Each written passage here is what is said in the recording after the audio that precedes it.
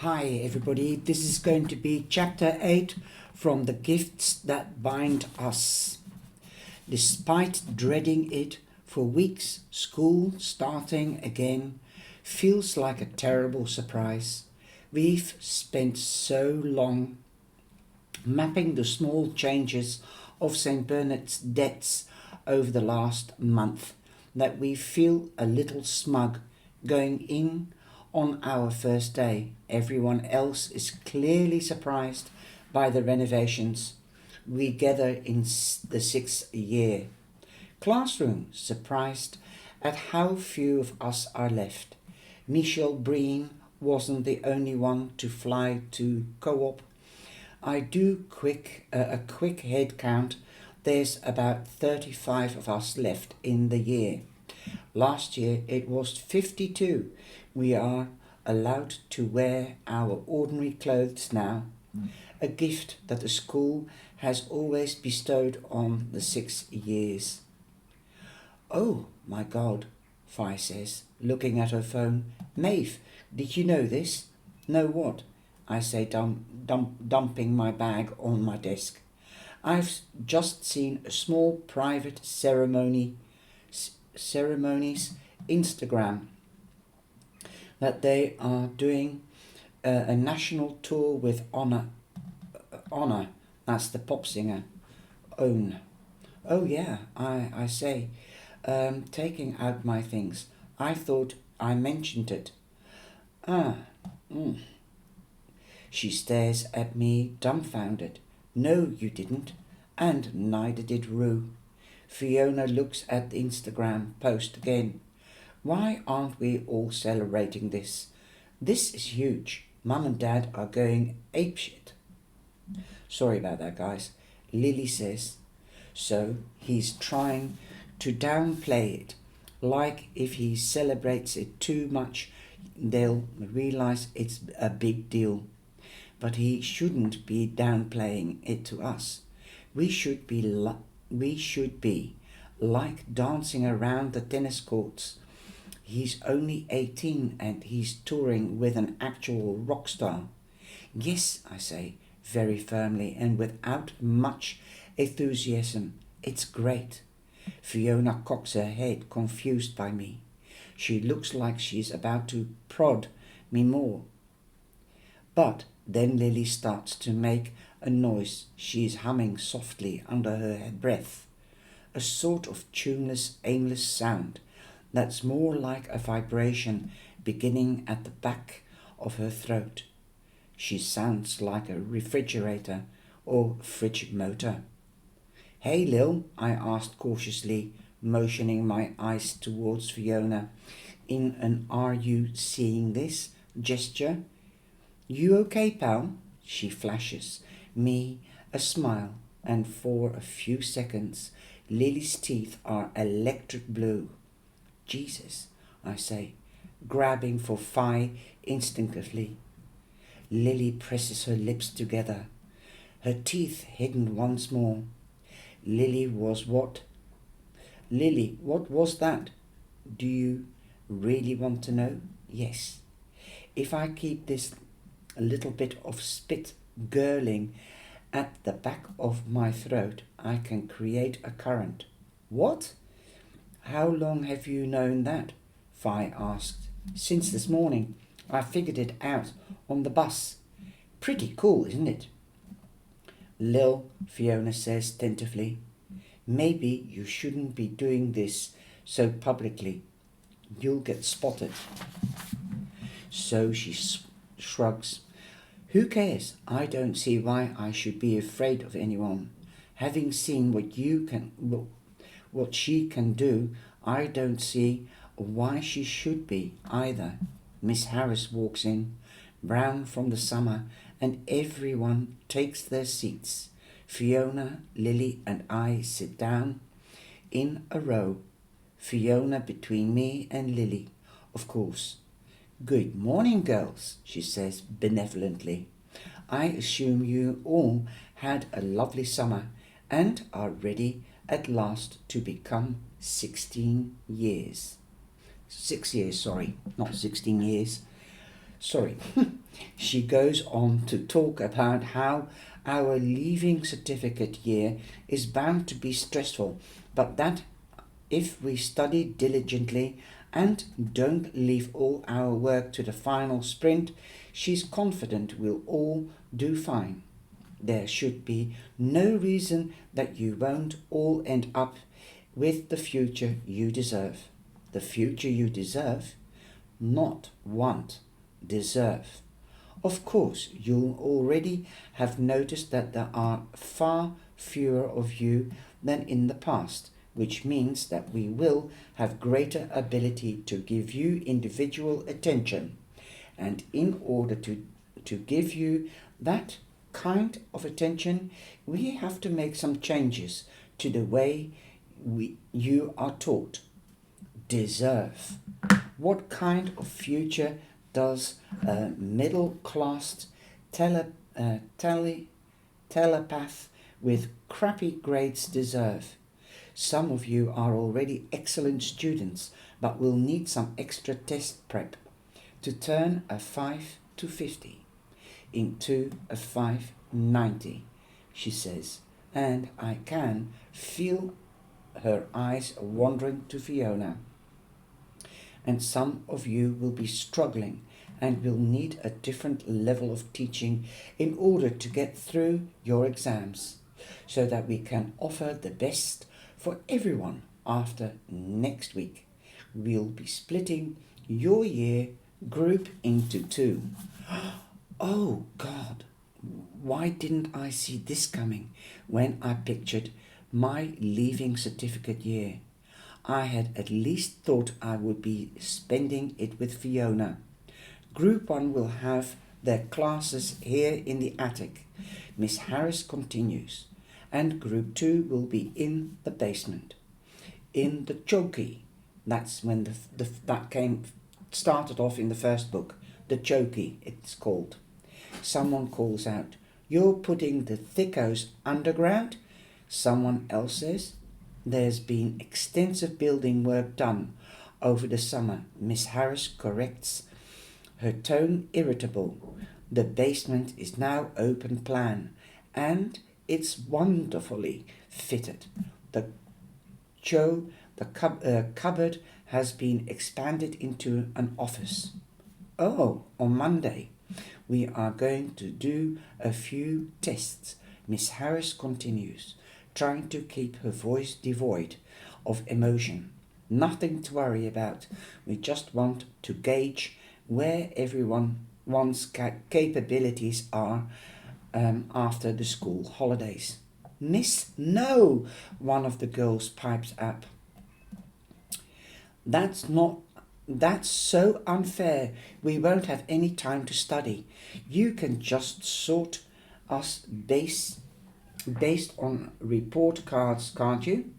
"I could," she says flatly, "but that wouldn't take into account the number of you who have been working over the summer." "I trust some of you have been working."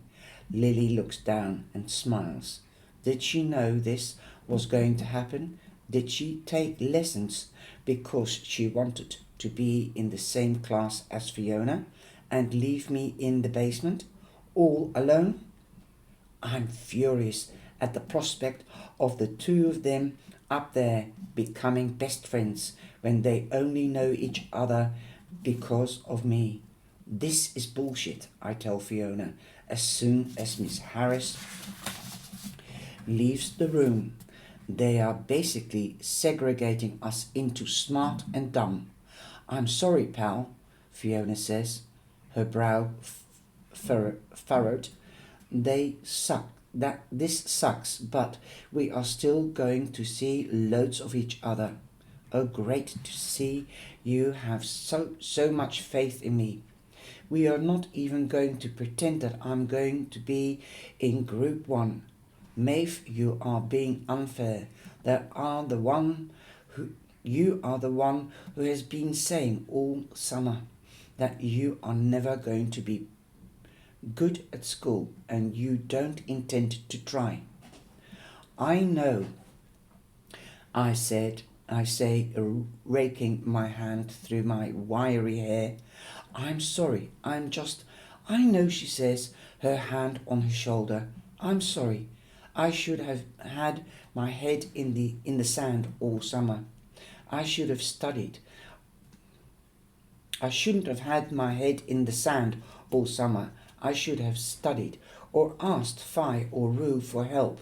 I shouldn't have just accepted things the way they are, or been so afraid of trying, because that's what it was, really. I'm afraid that if I try, everyone will have to feel so awkward for me when I fail. Phi, yeah? Will you help me? She gives me a hug. Maeve, of course. Come over for dinner tonight. We'll tackle whatever subjects you are weakest in. Towards the end of the day, there's another announcement, and, like the tennis court, it's one of the three of us are already prepared for. Heather Banbury is introduced to the class. Miss Banbury is our new guidance counsellor, and student Leonce. Leonce, somebody that you is also a person that you can trust and that you can go to and see if you have any problems. Miss Harris says, with Heather standing next to her, Heather's eyes wander over to me, and she gives me the tiniest nod. I smile back. Fiona nudges me. Oh, little Miss Teacher Friend. Shut up, she starts giggling. Say hi to your teacher friend. It's as if Miss Harris has heard us, and her tone becomes short. Now, Miss Banbury is not a teacher. She is here to offer career guidance as well as regular mental health check-ins throughout the school year. Her office is in the basement. I know you must feel under a lot of pressure. No exam or college course is worth your health or happiness. Exam year can have a serious strain on some people, and I want to make sure you girls always feel that you have someone impartial to speak to. Heather steps forward. Hello, she says, sounding a bit sheepish. I'm so looking forward to getting to know you all. And please, everyone, everything you tell me in our meetings will be held as strictest confidence. She smiles at me again. After school, I head straight over to Fiona's house. She makes us sandwiches and spreads out her collection of past exam papers on the kitchen table. Okay, she says evenly. What's your weakest area? Anger management in school? I was joking, I say huffily. Science, my elective is biology, and everyone said it would be easier than chemistry or physics. But I don't need your life story, Chambers, so we go through it. Fiona talks about photosynthesis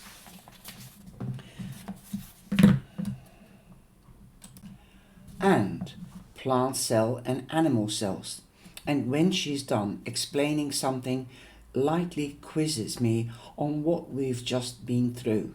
I try to be a good student, and to be fair to Fiona, she's an enthusiastic teacher. Before long, I become astoundingly clear that we are putting up deck chairs on the Titanic. We will begin simply talking about photosynthesis and how light and heat and oxygen are needed for plant cells to grow. Just at the moment when I'm thinking, okay, this makes sense, she starts heaping more information on me, and things get too complicated, and I just start blurting out random answers to get her off my back. She decides to leave plants alone and concentrate on human bodies instead. We talk about blood for what feels like hours. Okay, she says patiently. So tell me, what's the difference between red blood cells and the white blood cells? Red blood cells are for really bloody blood. Red cells are for carrying the blood around the body, and the white cells are for fighting infection. My phone vibrates and I instinctively lounge for it, hoping it's Rue. He's starting college today. It's Mum. Fiona gets up to go to the cutlery drawer. Sorry, I say, putting the phone down. You were saying? Fiona picks up a knife and quickly and calmly plunges it through her own hand. Jesus. See, Fiona, stop doing that. You see what's happening right now, she says evenly, unfurling some paper towels and dabbing the blood, albeit at a very accelerated rate, is the process of hematosis. Talked about hematosis. Can you tell me what it is? She holds her hand up to me and puncture slowly healing before my eyes. I want to be sick. Why would she do this? Does she not understand how disturbing it is? No, Fiona, I plead. Just put that away, will you? It makes me want to be sick. Hematosis is blood clotting. After the blood clots, which is done with platelets, we enter the inflammation stage. Do you see the swelling around the wound? Quick, look before it heals over completely. I bat her hand away from me. Fi, stop. I had to look at your blood. So now you have to look at mine, she says bitingly. You stabbed myself with a knife in front of me. I look at her, my face frozen in shock. Is that what this is about, Fi? Is this payback for what went down at the ritual? She shrugs. Do you want to study or do you want to talk blood? I want to know if there's something I should know. I focus my gaze on her. We've talked about the ritual. You've talked, she says, you and your big noble sacrifice, and why you didn't want me to stop you. I know all about what my two best friends stabbed themselves in front of me, and the reasons are extremely compelling. Then why are you doing this? At the moment, the front door slams and Fiona's parents come into the kitchen. Fiona's dad is a hospital administrator, so works a regular 9 to 5. But her mother's a nurse and does all kinds of crazy shifts. It's rare to see them at the same time. Maeve, what a surprise. Marie pats my shoulder, and looks at the exam papers spread around the kitchen table. And you've been studying, good girls. We have our union meeting, so we both finished at the same time for once. Marie starts bustling around the kitchen, filling the kettle to the top and switching it on. We went for a very romantic autumn walk. You two should do the same. The light will change soon and you'll both get seasonal affective disorder. I don't think Fiona and I need a romantic autumn walk. Marie picks up the used towels spattered with Fiona's blood from the wound that has already healed over. Fi, are you getting bloody noses again? Fiona's expression remains calm. Yes, Cut a tampon in half, Marie says. Stick it up there and tell me if it keeps happening, okay? So Fiona isn't only doing this when I'm around. This isn't just a lesson she's trying to teach me. This is a habit. This is something Fiona is doing at home. Maeve, are you staying for dinner? Fiona's face is inscrutable. I deliberately stall, waiting for her to tell me that I should stay. It never comes. I better get home, but thank you, I replied. I expect Fiona to come to the door with me and gently explain her behavior while I put my shoes on. She doesn't move. Thanks for your help, Fi. I think I really get hematosis now, I say, limply, as I leave. Hematosis? Okay, see you tomorrow. And, mind those nosebleeds. I leave her house, anxiety gnawing at the pit of my stomach. I want to stay, to get Fi alone and read her mind, to understand why she's doing what she's doing. But it would be impossible to do it in front of Fi with her, without her knowing exactly what I'm doing. The process takes too much time, too much energy, too much quiet. I still need to close my eyes when I do it.